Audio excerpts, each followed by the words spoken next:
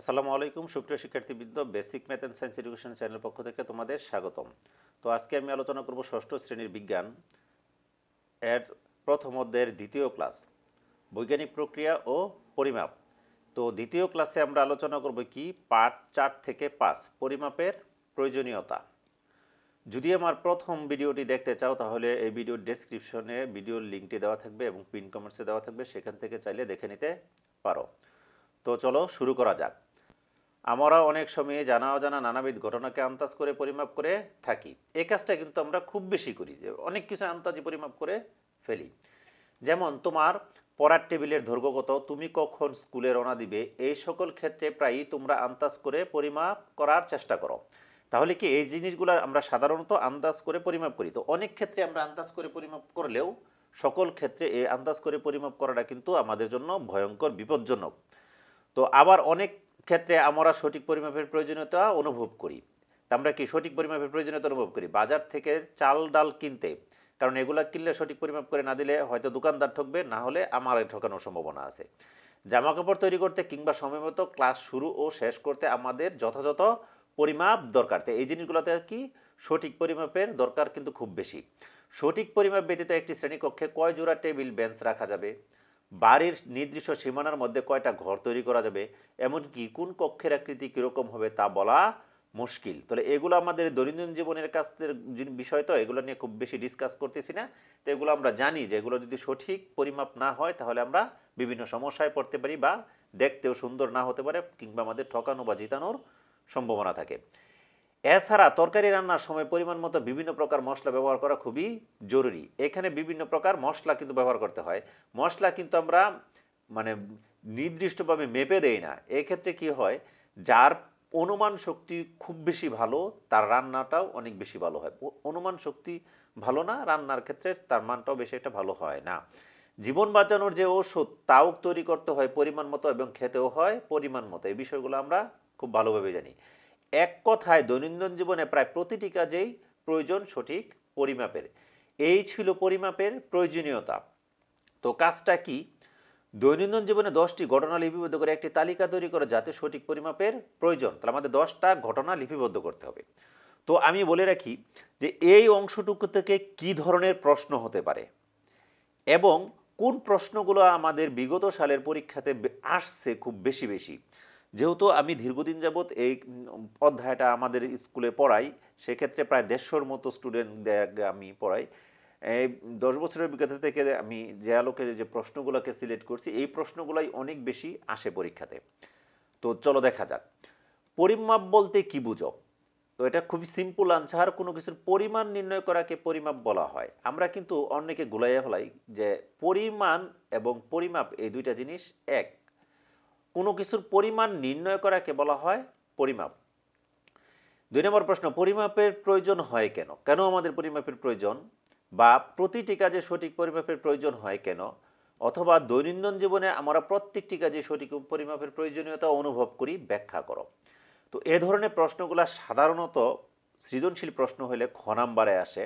তো এই প্রশ্নের আনসারটা খুব সুন্দর, দেখে নাও যে আমাদের দৈনন্দিন জীবনে পরিমাপের প্রয়োজনীয়তা অপরিসীম। তো পরিমাপের প্রয়োজনীয়তা কিন্তু আমাদের দৈনন্দিন জীবনে বলে শেষ করা যাবে না, এই জন্য বলা হইতেছে অপরিসীম। কারণ জীবন ধারণের জন্য প্রতিনিয়তই আমাদেরকে বিভিন্ন জিনিসের আদান প্রদান করতে হয়, কারণ আমরা কেউ স্বয়ংসম্পূর্ণ না। আমার কোনো না কোনো জিনিসের ঘাটতি আছে, সেটা যার আছে তার কাছ থেকে কিন্তু আমাদের আনতে হয়। তো এই জন্যই বলা হইতেছে আদান প্রদান করতে হয়। যেমন কেনাকাটা, কোনো কিছুর পরিমাণ নির্ণয় করা, এমনকি বৈদেশিক বাণিজ্যের ক্ষেত্রেও পরিমাপের প্রয়োজন হয়। কারণ পরিমাপ ব্যতীত এই কাজগুলো কোনোভাবেই সম্পন্ন করা সম্ভব নয়। উপরোক্ত কাজগুলো কিন্তু পরিমাপ ব্যতীত করা কোনোভাবেই সম্ভব নয়। অর্থাৎ দৈনন্দিন জীবনে বিভিন্ন কাজ যথাযথভাবে সম্পন্ন করতে পরিমাপের প্রয়োজন হয়। তো এ ছিল পরিমাপের প্রয়োজনীয়তা। এরপর বড় গ নাম্বার এই প্রশ্নটা খুব বেশি আসে, পরিমাপের প্রয়োজনীয়তা ব্যাখ্যা করো। তো এটা এই প্রশ্নটা আমরা যে কিছুক্ষণ আগে মেইন বইয়ে যে অংশটুকু রিডিং পড়লাম ওইটুকু থেকেই সাজিয়ে লেখা হয়েছে, তোমরা এটা একটু দেখে নেবা। আমরা দৈনন্দিন জীবনে জানা অজানা নানাবিধ বস্তুকে অনেক সময় আন্দাজ করে পরিমাপ করে থাকি, যে এটা আমাদের ওইখানে কিন্তু এভাবেই শুরু হয়েছে। শুরু হইলে শেষটাও কিন্তু এভাবে এই যে এছাড়া তরকারি রান্নার সময় পরিমাণ মতো বিভিন্ন প্রকার মশলা ব্যবহার করা খুবই জরুরি, জীবন বাঁচানোর জন্য অক্সিজেন।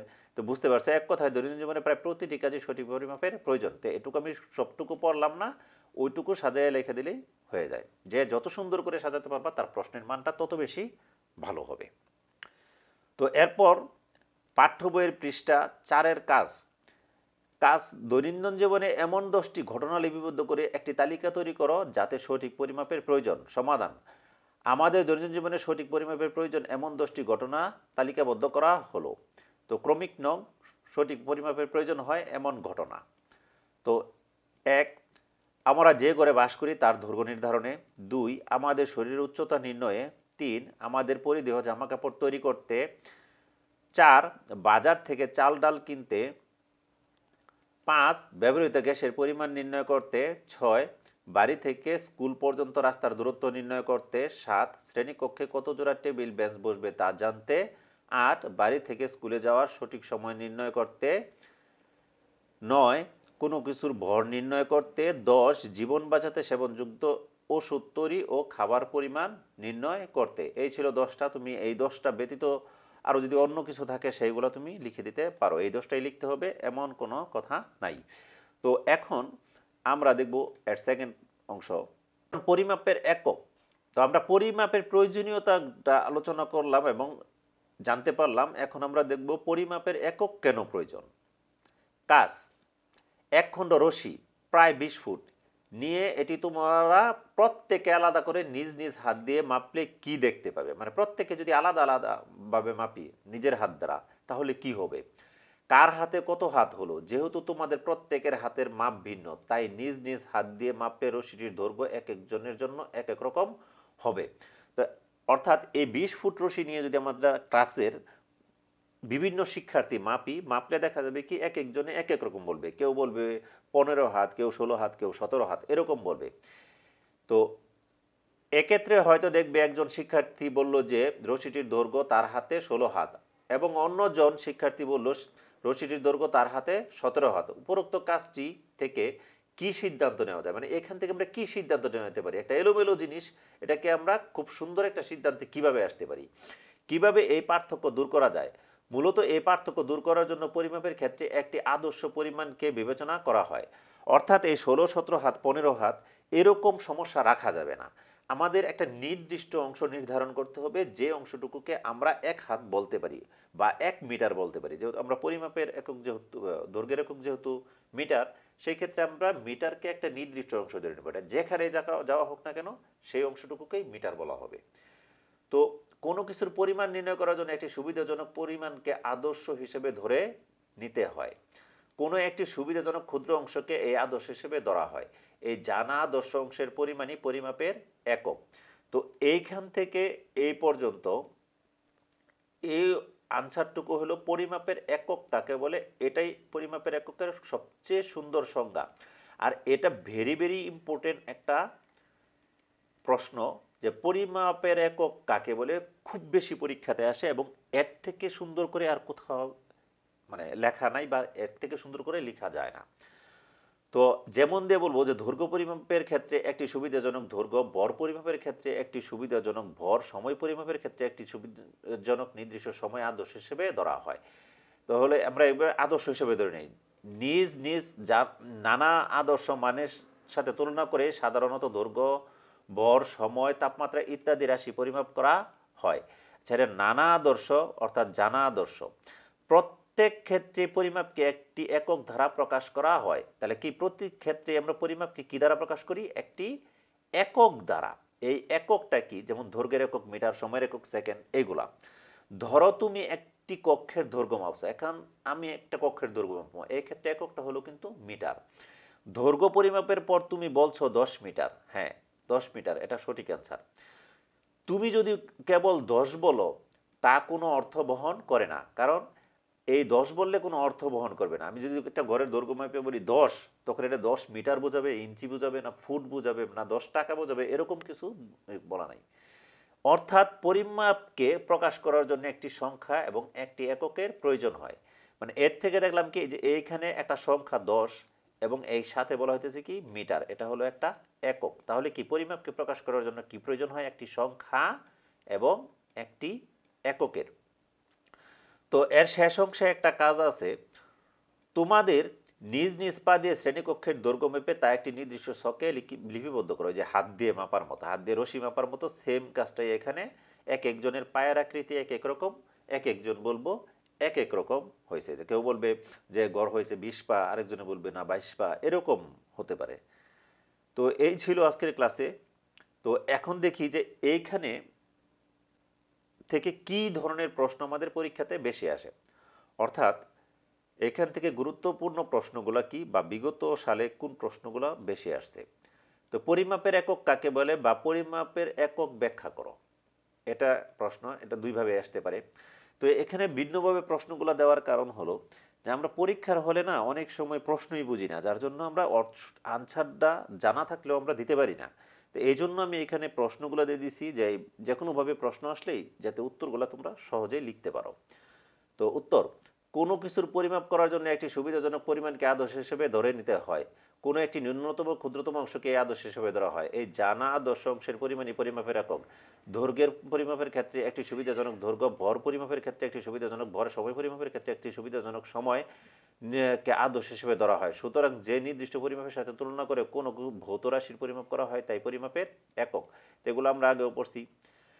তো 2 নম্বর প্রশ্ন, যে এক টুকরা কাঠের দৈর্ঘ্য 2.5 মিটার ব্যাখ্যা করো। এটা ব্যাখ্যা করব। তো আমরা পরিমাপকে সবসময় একটি নির্দিষ্ট এককে প্রকাশ করা হয়, এটা আমরা জানি। পরিমাপকে সবসময় একটা নির্দিষ্ট এককে প্রকাশ করা হয়। এককের আন্তর্জাতিক পদ্ধতিতে দৈর্ঘ্যের একক মিটার। সুতরাং যদি একটি কাঠের দৈর্ঘ্য শুধুমাত্র 2.5 বলা হয় তবে এটি কোনো অর্থ বহন করে না। বরং যদি 2.5 মিটার বলা হয় তাহলে এর সঠিক পরিমাপ প্রকাশ পায়। অর্থাৎ একটি কাঠের টুকরার দৈর্ঘ্য 2.5 মিটার, এটা ব্যাখ্যা করতে বলছে। এটুকুর ব্যাখ্যা হলো এই অংশটুকু, এভাবে লিখে দিলেই হবে। পরিমাপকে প্রকাশ করার জন্য সংখ্যা ও একটি এককের প্রয়োজন হয় কেন? আনসারটা একই রকম। তো পরিমাপকে প্রকাশ করার জন্য সংখ্যা ও একক দুটোই প্রয়োজন, কেননা শুধু সংখ্যা বা শুধু একক পরিমাপের ক্ষেত্রে কোনো অর্থ বহন করে না। যেমন একটি কক্ষের দৈর্ঘ্য পরিমাপের ক্ষেত্রে শুধু 10 বা শুধু মিটার বললে কোনো অর্থ প্রকাশ পায় না, শুধু 10 বললেও কোনো অর্থ প্রকাশ পাবে না, শুধু মিটার বললেও কোনো প্রকার অর্থ প্রকাশ পাবে না। কিন্তু 10 মিটার বললে একটি সুনির্দিষ্ট দৈর্ঘ্যকে বোঝায়। অতএব সুনির্দিষ্ট পরিমাণ বোঝানোর জন্য পরিমাপের ক্ষেত্রে একক ও সংখ্যা দুটোই প্রয়োজন। তো এরপরের প্রশ্নটা হলো পরিমাপের একক নির্ধারণ গুরুত্বপূর্ণ কেন? আনসারটা একই রকম। যদি বলা হয় কোনো একটি বস্তুর দৈর্ঘ্য 10 তবে এটি বস্তুর সম্পর্কে প্রকৃত ধারণা পাওয়া যায় না। প্রকৃত ধারণা পাওয়ার জন্য দৈর্ঘ্যের সংখ্যাগত মানের পাশে একক ব্যবহার করতে হয়। যেমন একটি বস্তুর দৈর্ঘ্য 10 মিটার, যদি বলা হয় কোনো বস্তুর দৈর্ঘ্য 5 তবে এটি দ্বারা বস্তুর ভর সম্পর্কে প্রকৃত ধারণা পাওয়া যায় না। প্রকৃত ধারণা পাওয়ার জন্য ভরের সংখ্যাগত মানের পাশে একক ব্যবহার করতে হয়। যেমন বস্তুর ভর 5 কেজি, যদি বলি এটা একটা মান প্রকাশ করে। সুতরাং পরিমাপকে সঠিকভাবে প্রকাশের জন্যই পরিমাপের একক নির্ধারণ গুরুত্বপূর্ণ। তো এই ছিল আসার মতো এখান থেকে আমাদের প্রশ্ন, এবং এর বাইরে খুব বেশি প্রশ্ন এখানে হয় না। তো ভিডিওটি দেখার জন্য ধন্যবাদ। যদি ভিডিওটি ভালো লেগে থাকে অবশ্যই চ্যানেলটি সাবস্ক্রাইব করে রাখবে এবং লাইক কমেন্টস করতে ভুলবে না।